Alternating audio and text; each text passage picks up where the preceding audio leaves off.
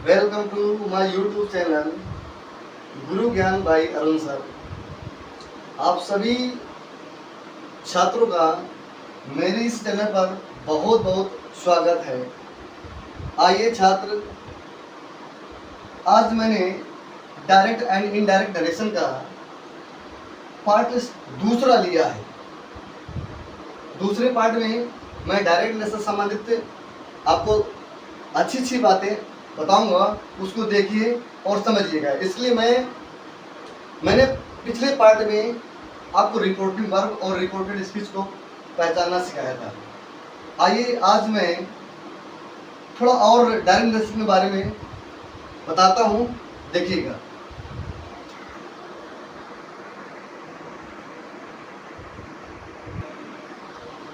मैंने लिखा है बनावट का जो आधार है नरेशन का, उसके भाग होते हैं दो। कितने भाग होते हैं बेटा? दो भाग होते हैं। और अर्थ की बात की जाए, अर्थ के आधार पर कितने होते हैं? वो होते हैं 5। आप सभी को समझ में आ रहा है ना मैं जो पढ़ा रहा हूँ? ठीक है। तो बनावट के आधार पर 2 भाग और अर्थ के आधार पर 5 भाग। तो पहले बनावट के आधार देख लिया जाए क्या क्या है। तो मैंने पिछले वीडियो में बनाया था, फिर भी मैं बता रहा हूँ। एक होता है रिपोर्टिंग वर्ब और दूसरा होता है रिपोर्टेड स्पीच। मैंने शॉर्टकट पे लिखा है रिपोर्टिंग वर्ब और रिपोर्टेड स्पीच। रचना के आधार पर, बनावट के आधार पर 2 भाग होते हैं। चलिए आगे, कह रहा अर्थ का आधार क्या है? तो भाई अर्थ के आधार पर वाक्यों को 5 भागों में बांटा गया है। 5 भाग कौन कौन से हैं? देखिए मैं लिखता हूं।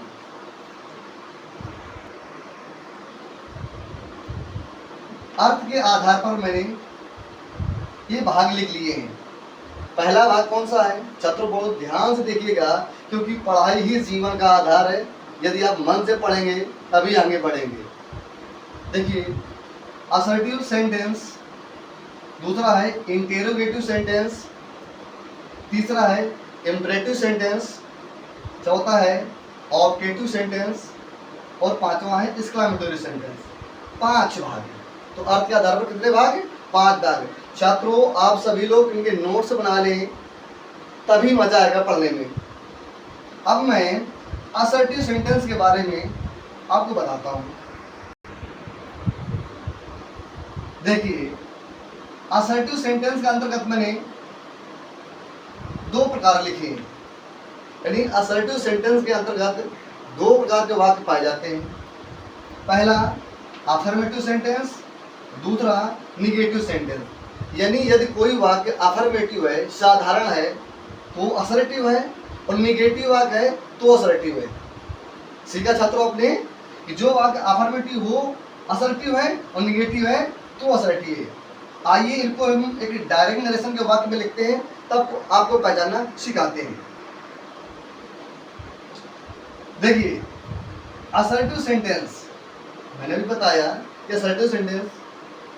अब मैंने एक डायरेक्ट नरेशन के सेंटेंस में वाक्य को लिख लिया है और इसमें बताने का प्रयास करता हूं। सेंटेंस शुरुआत he says comma inverted comma begin Radha is a nurse. He says Radha is a nurse.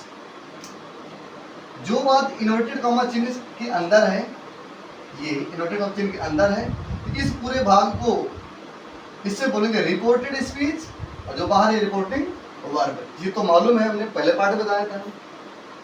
ठीक है।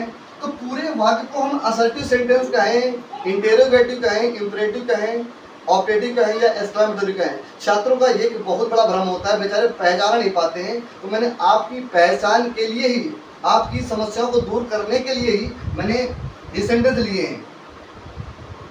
देखिए,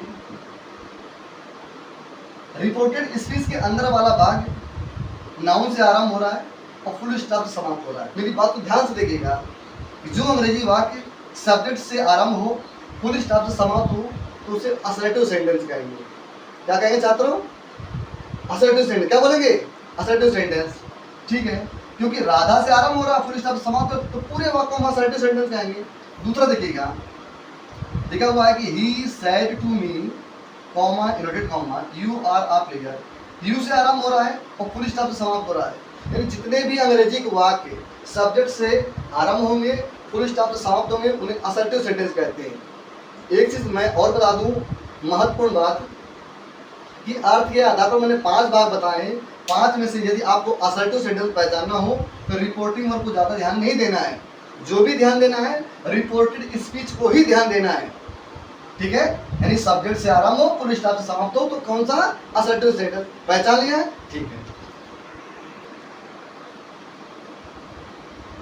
असर्टिव सेंटेंस, इसका जो कंजक्शन है, संयोजक, जो दो वाक्यों को जोड़ता है, यानी रिपोर्टिंग वर्ब और रिपोर्टेड को जोड़ता है, तो क्या लगाना है बेटा, दैट लगाना है। क्या लगाना है, दैट।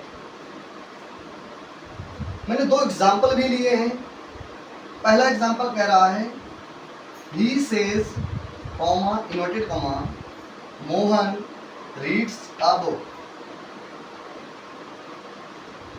इस वाक्य को यदि हमें इनडायरेक्ट में बदलना हो तो ध्यान दीजिएगा छात्रों, यदि रिपोर्टिंग वर्ब है, किसी प्रेजेंट या फ्यूचर के किसी भी भाग में है, तो रिपोर्टेड स्पीच का टेंस आगे नहीं बढ़ता है।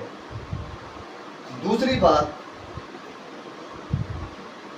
यदि रिपोर्टिंग वर्ब प्रेजेंट या फ्यूचर के किसी भी भाग में है, तो रिपोर्टेड स्पीच में आया हुआ समय, जैसे टुडे हो गया, टुमारो हो गया, यस्टरडे हो गया, या नजदीकी प्रकट करने वाले शब्द, हियर हो गया, दिस हो गया, दिस हो गया, इनका भी परिवर्तन नहीं करना है। तो करना क्या है, ये देखिएगा। नियम कहता है यदि से, सेज और सेड के बाद कोई ऑब्जेक्ट ना हो, जैसे ही लिखा हुआ ही सेज, अब इसके बाद कोई भी ऑब्जेक्ट नहीं है। अब आप कहोगे सर कैसा ऑब्जेक्ट बताइएगा एक बार, तो मैं बताता हूँ। जैसे लिखा हुआ ही सेज टू मी, ऐसा हो, ही सेज टू मी या ही सेज टू हिम, ऐसा कुछ अगर दिया हो, ये ऑब्जेक्ट है। तो यदि रिपोर्टिंग में कोई ऑब्जेक्ट ना हो, तो जब इनका इंडायरेक्ट बनाएंगे तो इनको हम ज्यों का त्यों रख देंगे। क्या करेंगे, हम ज्यों का त्यों रख देंगे। छात्रों समझ में आ रहा ना, ठीक है। देखिए ध्यान सभी लोग, ही सेज, इसको हमने ज्यों का त्यों रख दिया। और एक महत्वपूर्ण बात, रिपोर्टिंग वर्ब का टेंस कभी बदलता नहीं है। रिपोर्टिंग का टेंस कभी बदलता नहीं है, यानी प्रेजेंट इनफिनिट टेंस में तो उसी में रहेगा, किसी भी टेंस में हो। अच्छा, कंजक्शन लगाना है।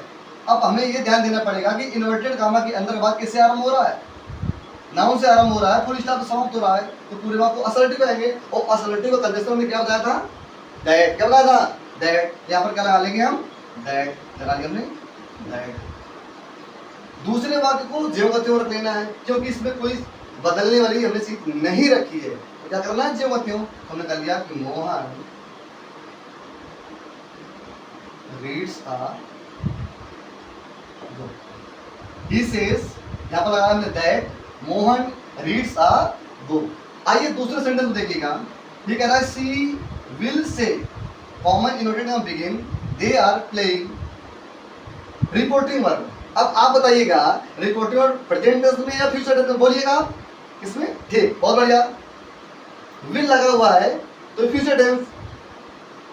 और अब मैंने अभी बताया कि यदि रिपोर्टिंग वर्ब प्रेजेंट में हो या फ्यूचर में हो, किसी भी भाग में हो, रिलेटेड आगे नहीं बढ़ता है, अर्थात इस एमआर को आगे नहीं ले जाएंगे, ठीक है। दूसरी बात, से के बाद कोई ऑब्जेक्ट नहीं आया है, जब नहीं आया तो इसको हम ज्यों का त्यों रखेंगे, ठीक है। तो हमने लिखा सी विल है तो हमने विल लिख दिया। से को टेल में नहीं कर रहा है, बच्चे गलतियां करते हैं यार को, इसके बाद कोई ऑब्जेक्ट नहीं है तो इसको ऐसे ही रखेंगे, से रख दिया। यहाँ का जैसे क्या लाएंगे, दैट। क्या लाएंगे, दैट। दे आर प्लेइंग, दे कौन सा पर्सन, थर्ड पर्सन। मैं पर्सन की एक अच्छा वीडियो बनाऊंगा, बहुत बढ़िया वीडियो बनाऊंगा जो आपको समझ में आए, इसको मैं ज्यों का त्यों रख दूंगा। They are playing, they are playing, full stop बता दिया, ठीक। छात्रों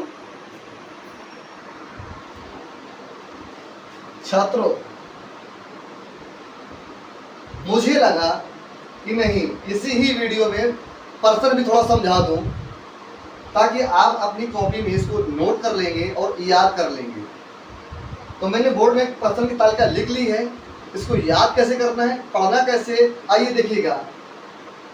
तो पर्सन को हिंदी बोलते पुरुष, पर्सन होते हैं 3, first person, second person, third person, याद रखिएगा। पर्सन कितने होते हैं? 3। कितने होते हैं बेटा, बोलो? 3। ठीक, बहुत बढ़िया। नॉमिनेटिव केस जिसको हिंदी में बोलते हैं कर्ता कारक, क्या बोलते हैं? कर्ता कारक। ऑब्जेक्टिव केस हिंदी बोलते हैं कर्म कारक। पॉजेसिव केस जिसको हिंदी बोलते हैं संबंध कारक। तो फर्स्ट पर्सन के अंतर्गत कितने प्रोनाउन होते हैं? आइए देखिएगा, आई और वी। आई और वी, आई को हिंदी में कहते हैं मैं और वी को हम।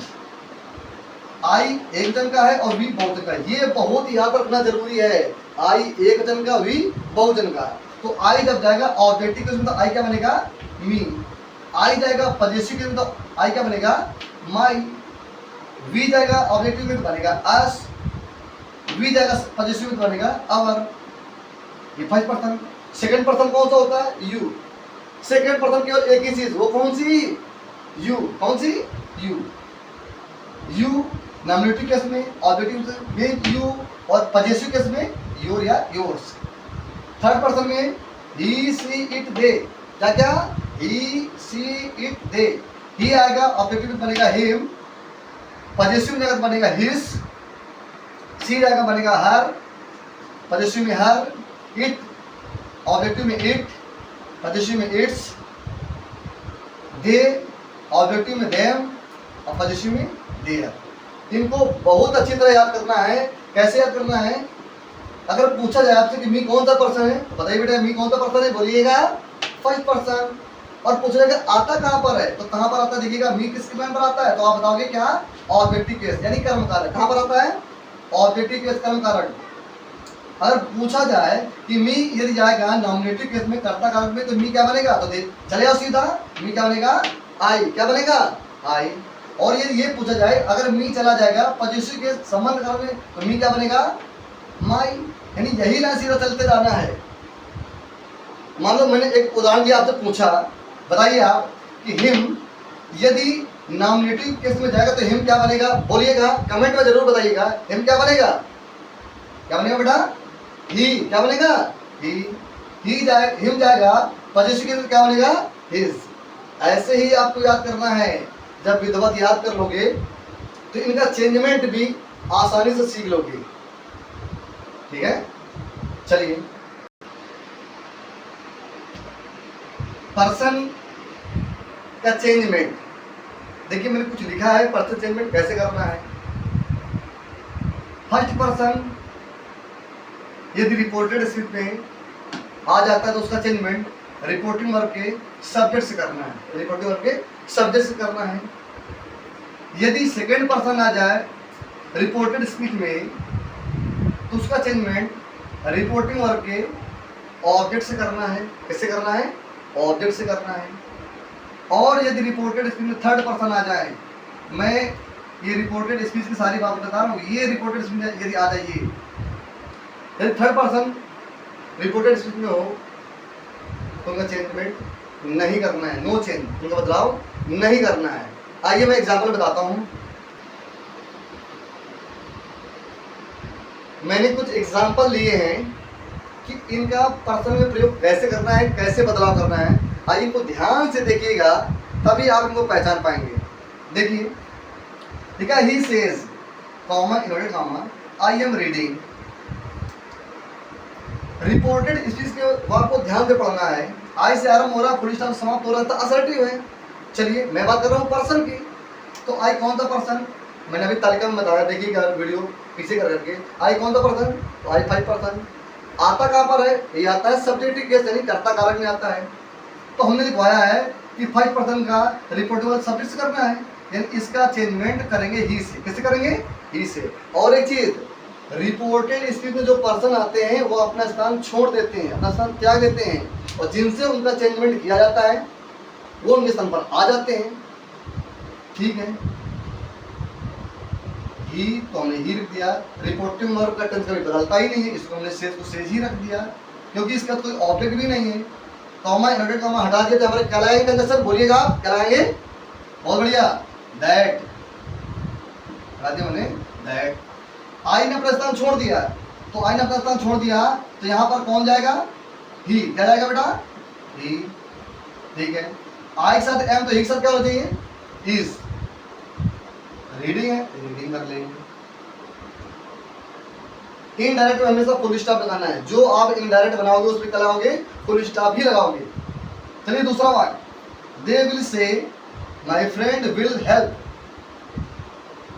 अब बताइए रिपोर्टिंग वर्ब प्रेजेंट में है, पास्ट में या फ्यूचर में, बताइए। विल लिखा हुआ है, किसमें है, फ्यूचर, बहुत बढ़िया। तो ठीक है, अब देखिए से के बाद कोई ऑब्जेक्ट नहीं आया है तो इसको हम जब बदल रखेंगे, तो they will say, comma inverted comma क्या करेंगे, हटा देंगे, इसको हटा दिया, कंजंक्शन क्या लगाए, दैट, क्योंकि असर्टिव है। अब आप बताइएगा माई तालिका में कहां पर आता था, पजेसिव केस, संबंध कारक में, और कौन सा पर्सन, फर्स्ट पर्सन। तो जितने भी फर्स्ट पर्सन होंगे उन सब का चेंजमेंट रिपोर्टिंग वर्ब के सब्जेक्ट से होगा। अच्छा, तो दे जाएगा संबंध कारक लाइन में, तो दे क्या बनेगा, dear, THEIR, dear. Friend, friend का दो, फ्रेंड विल हेल्प है तो हेल्प लिख दो, बाद में क्या लगा, फुल स्टॉप लगाओ। अगला, he says to me you have done the work.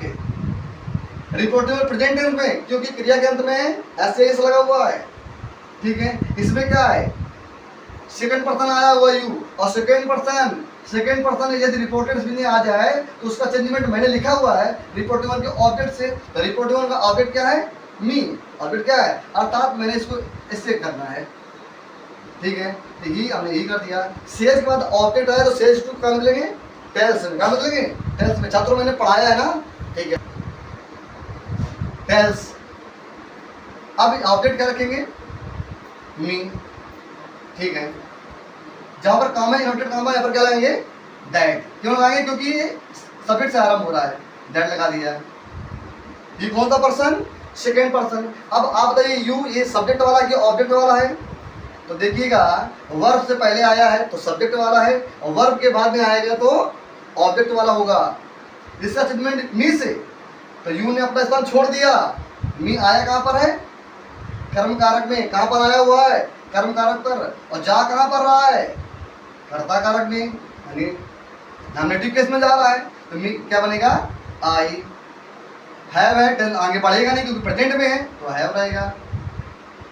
Done कर दिया द वर्क, बाद में फुल स्टॉप। एक और sentence, I say to him she will go her school. Say to आया है तो से टू क्या बदलेंगे, टेल में। I tell him that. She कौन सा पर्सन, थर्ड पर्सन। सी कौन सा पर्सन, थर्ड पर्सन। और मैंने लिखवाया कि third person no change, third person. यदि आप इनको ध्यान पे रख करके इनका चेंजमेंट करेंगे तो आसानी से कर लेंगे, ठीक है। नो चेंज अर्थात जैसा रखा हुआ वैसे ही रखेंगे, तो सी ही रहेगा। ये प्रेजेंट में है, ये टेंस का, तो विल है तो विल कर दिया, गो है गो कर दिया, हर कर दिया, और स्कूल कर दिया, बाद में फुल स्टॉप। छात्रों मैं यहीं से इस वीडियो को पार्ट सेकेंड को यहीं से समाप्त करता हूं, और आशा करता हूं कि आप सभी छात्रों को यह मेरा वीडियो अच्छा लगा होगा, पसंद आया होगा, और आप सभी इस वीडियो के माध्यम से अपनी पढ़ाई को पूरी करेंगे।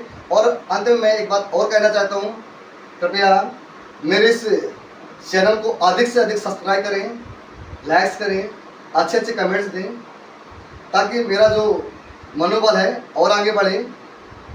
तब तक के लिए धन्यवाद।